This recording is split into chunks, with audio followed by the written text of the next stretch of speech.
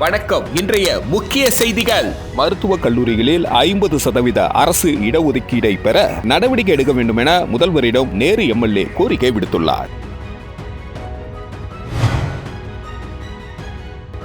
புதுச்சேரி தனியார் மருத்துவக் கல்லூரிகளில் புதுச்சேரி மாணவர்களுக்கு 50% இடஒதுக்கீடு வழங்க கவர்னர் உரிய நடவடிக்கை எடுக்க வேண்டும் என முன்னாள் எம்எல்ஏ சாமிநாதன் தெரிவித்துள்ளார்.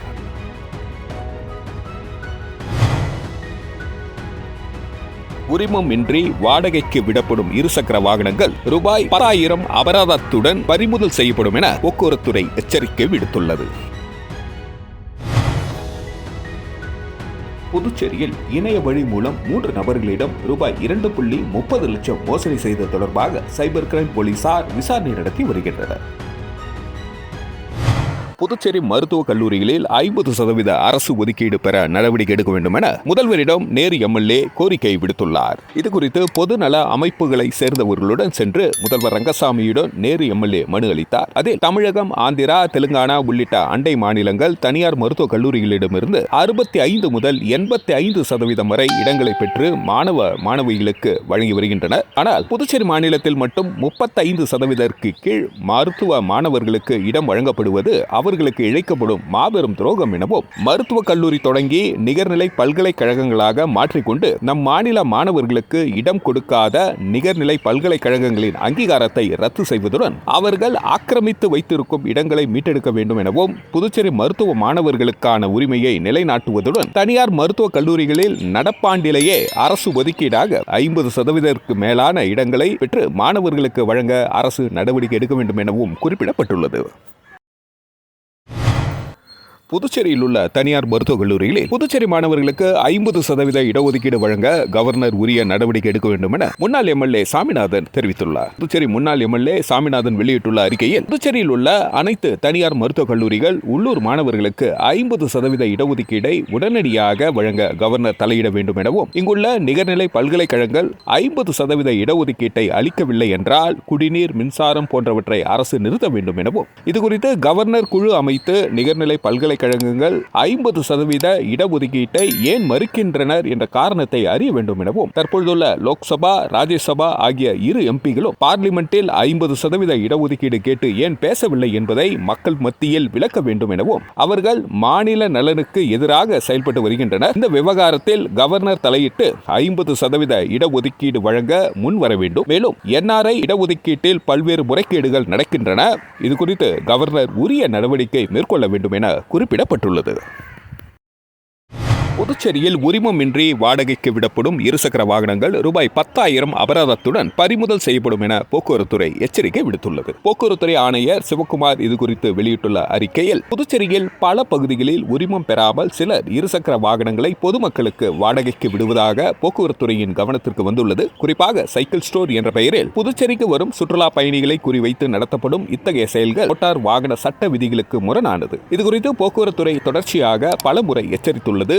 உரிமம் பெற்ற இருசக்கர மோட்டார் சைக்கிள்களை மஞ்சள் நிற நம்பர் பிளேட் பெறுவதற்கான விண்ணப்பங்கள் போக்குவரத்துறை மூலம் வழங்கப்பட்டு வருகிறது. மோட்டார் சைக்கிள்கள் மற்றும் ஸ்கூட்டர்களை உரிமம் பெறாமல் வாடகைக்கு விடுவது திருத்தப்பட்ட மோட்டார் வாகன சட்டப்பிரிவு 192 படி தண்டனைக்குரிய குற்றம் என கருதப்படுவது மட்டுமின்றி அபராத தொகையாக ஒரு மோட்டார் சைக்கிளுக்கு ரூபாய் 10,000 வசூலிக்கப்படும் எனவும், பொதுமக்களும் சுற்றுலா பயணிகளும் சட்டவிரோத வாகன பயன்பாட்டில் ஈடுபட வேண்டாம் எனவும் தெரிவிக்கப்பட்டுள்ளது.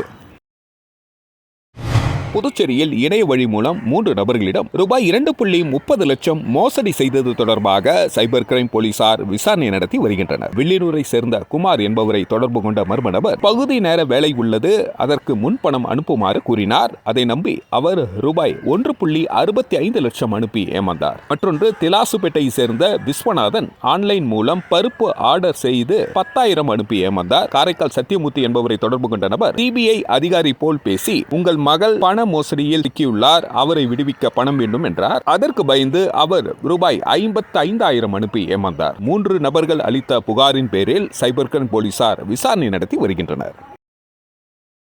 புதுச்சேரியில் காலாப்பட்டு மத்திய பல்கலைக்கழகத்தில் போராட்டம் நடத்தியவர்கள் மீது தாக்குதல் நடத்தியவர்களை கைது செய்ய கோரி முதல்வர் ரங்கசாமியிடம் எதிர்க்கட்சித் தலைவர் சிவா முன்னிலையில் இந்திய மாணவர் சங்கத்தினர் புகார் அளித்தனர். புதுச்சேரி மத்திய பல்கலைக்கழக மாணவியர் விடுதிகளில் மாணவியருக்கான சானிட்டரி நாப்கின் வழங்கக்கூடிய தானியங்கி இயந்திரம் மற்றும் இன்சினேட்டர், குடிநீர் பிரச்சினை போன்ற அடிப்படை கோரிக்கைகளை முன்வைத்து இந்திய மாணவர் சங்கம் போராட்டம் நடத்தியது. இந்த நிலையில் சட்டம் ஒழுங்கு முதுநிலை காவல் கண்காணிப்பாளர் நாரா சைத்தன்யா பாதிக்கப்பட்ட மாணவிகளை பேச்சுவார்த்தை என அழைத்து மிரட்டுவது போல் பேசியதாக கூறப்படுகிறது.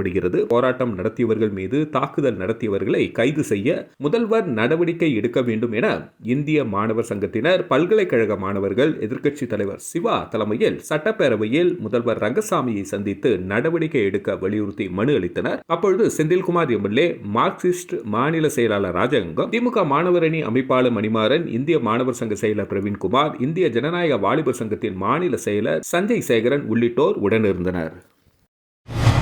புதுச்சேரி சாணாரப்பேட்டை மேல்நிலை நீர்த்தேக்க தொட்டி உள்ளிட்ட 3 இடங்களில் பராமரிப்பு பணி மேற்கொள்ளவிருப்பதால் வரும் 27, 28, 29 தேதி ஆகிய 3 நாட்களில் குடிநீர் விநியோகம் நிறுத்தப்படுகிறது என தெரிவிக்கப்பட்டுள்ளது. புதுச்சேரி அரசு பொதுப்பணித்துறை குடிநீர் பிரிவு வெளியிட்டுள்ள செய்திக்குறிப்பில், தனகோடி நகர் சாணாரப்பேட்டை மேல்நிலை நீர்த்தேக்க தொட்டியில் பராமரிப்பு பணி மேற்கொள்ளவிருப்பதால் வரும் 27 தேதி காலை 10 மணி முதல் மாலை 5:30 மணி வரை தனகோடி நகர், தர்மாபுரி, லெனின் வீதி, சபரி நகர், புரட்சி தலைவி நகர், சாணாரப்பேட்டை ஆகிய பகுதிகளில் குடிநீர் நிறுத்தப்படுகிறது எனவும், தனபாலன் மேல்நிலை நீர்த்தேக்க தொட்டியில் பராமரிப்பு பணியினால் வரும் 28 தேதி காலை 10 மணி முதல் மாலை 5:30 மணி வரை காத்திருந்த நல்லூர், தனபாலன் நகர், கல்கி நகர், சேரன் நகர், அகத்தியர் தோட்டம், அருணா நகர், கணபதி நகர், NR ராஜீவ் நகர், வள்ளலார் நகர் ஆகிய பகுதிகளில் குடிநீர் நிறுத்தப்படுகிறது எனவும், பூத்துறை சாலையில் உள்ள மேல்நிலை நீர்த்தேக்க தொட்டி பராமரிப்பு பணியினால் வரும் 29 தேதி காலை 10 மணி முதல் மாலை 5:30 மணி வரை குருநகர், சிவாஜி நகர், பிரியதர்ஷினி நகர், இஸ்ரவேல் நகர் ஆகிய பகுதிகளில் குடிநீர் நிறுத்தப்படுகிறது என குறிப்பிடப்பட்டுள்ளது.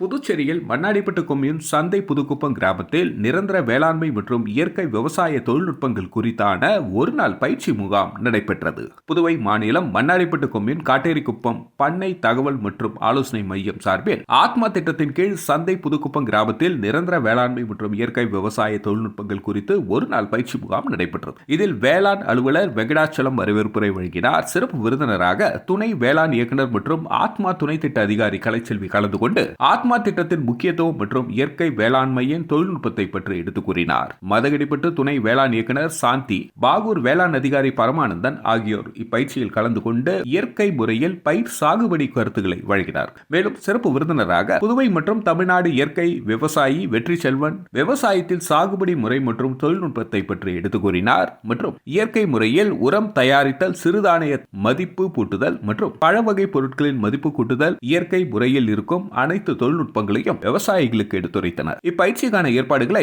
உதவி வேளாண் அலுவலர் கண்ணாயிரம், கிராம விரிவாக்க பணியாளர் நாகராஜன், ஏழுமலை, ஆதி நாராயணன் ஆகியோர் ஏற்பாடு செய்திருந்தனர். நடைபெற்ற இப்பயிற்சி முகாமில் காட்டேரிக்குப்பம், கொடாத்தூர், சுத்துக்கேணி, குமாரபாளையம் உள்ளிட்ட பல்வேறு கிராமங்களிலிருந்து 100க்கும் மேற்பட்ட விவசாயிகள் கலந்து கொண்டு பயன்பெற்றனர்.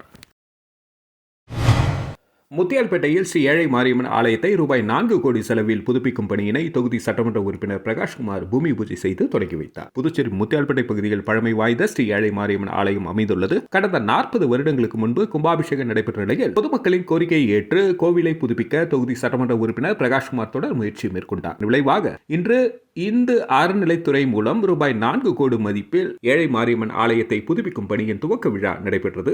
தொகுதி சட்டமன்ற உறுப்பினர் பிரகாஷ்குமார் கலந்து கொண்டு தலைமை தாங்கி பூமி பூஜை செய்து பணியினை தொடங்கி வைத்தார். இந்த நிகழ்ச்சியில் இந்து அறநிலைத்துறை அதிகாரிகள், கோவில் நிர்வாகிகள், MLA ஆதரவாளர்கள் உட்பட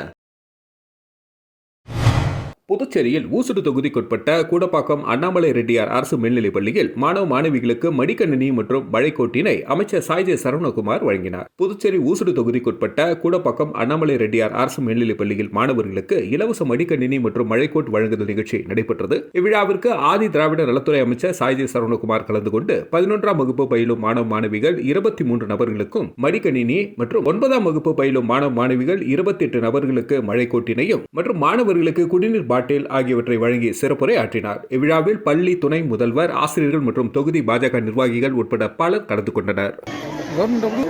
அடுத்து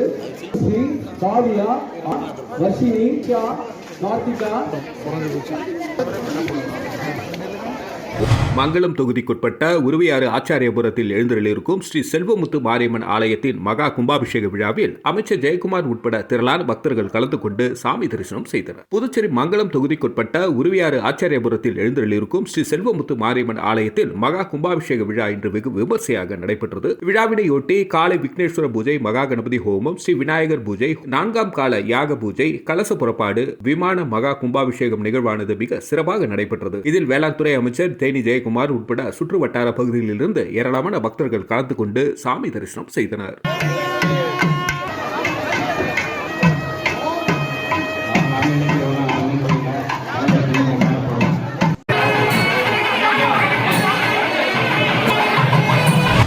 புதுச்சேரி கோவிந்த சாலை கல்வே பங்களாவில் அமைந்துள்ள அருள்மிகு ஸ்ரீ துலுக்கானத்தம்மன் உடனுரை ஸ்ரீ கம்பீஸ்வரர் ஆலயத்தில் ஆவணி மாத பௌர்ணமியை முன்னிட்டு நடைபெற்ற சிறப்பு பூஜையில் எதிர்க்கட்சித் தலைவர் சிவா உள்ளிட்ட திரளான பக்தர்கள் கலந்து கொண்டு சாமி வழிபட்டனர். புதுச்சேரி கல்வே பங்களா கோவிந்த சாலை ஜெயராம் ஹோட்டல் எதிரில் அமைந்துள்ள அருள்மிகு ஸ்ரீ துலுக்கானத்தம்மன் உடனுரை ஸ்ரீ கம்பீஸ்வரர் ஆலயத்தில் ஒவ்வொரு ஆண்டும் ஆவணி மாத பௌர்ணமியை முன்னிட்டு சிறப்பு பூஜைகள் நடைபெறுவது வழக்கம். அந்த வகையில் ஆவணி மாத பௌர்ணமியை முன்னிட்டு சிறப்பு பூஜைகள் நடைபெற்றது. தொடர்ந்து அம்மன், சிவபெருமான் ஆகியோர் சிறப்பு அலங்காரத்தில் பக்தர்களுக்கு அருள் பாலித்தனர். இந்த பூஜைக்கு உபயதாரராக எதிர்க்கட்சி தலைவர் சிவாவின் குடும்பத்தினர் கலந்து கொண்டு பூஜையிலும் பங்கேற்றனர். இதனைத் தொடர்ந்து சுவாமிக்கு மகா தீபாரதனை காட்டப்பட்டது. இதில் திரளான பக்தர்கள் கலந்து கொண்டு சுவாமி வழிபட்டனர். பின்னர் இந்த பூஜையில் கலந்து கொண்ட அனைவருக்கும் அருட்பிரசாதம் வழங்கப்பட்டது. இந்த விழாவிற்கான ஏற்பாடுகளை ராஜேஷ் உள்ளிட்ட நிர்வாகிகள் சிறப்பாக செய்திருந்தனர்.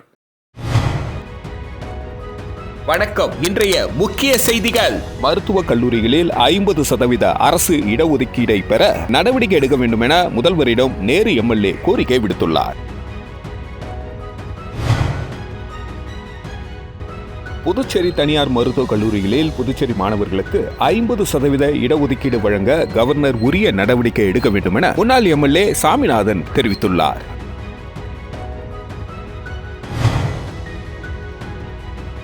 உரிமம் இன்றி வாடகைக்கு விடப்படும் இருசக்கர வாகனங்கள் ரூபாய் 10,000 அபராதத்துடன் பறிமுதல் செய்யப்படும் என போக்குவரத்துறை எச்சரிக்கை விடுத்துள்ளது. புதுச்சேரியில் இணைய வழி மூலம் 3 நபர்களிடம் ரூபாய் 2.30 லட்சம் மோசடி செய்தது தொடர்பாக சைபர் கிரைம் போலீசார் விசாரணை நடத்தி வருகின்றனர். செய்திகளை துல்லியமாக தெரிந்து கொள்ள கிரியேட்டிவ் மீடியா நியூஸ் யூடியூப் சேனலை சப்ஸ்கிரைப் செய்து கொள்ளுங்கள். வணக்கம்.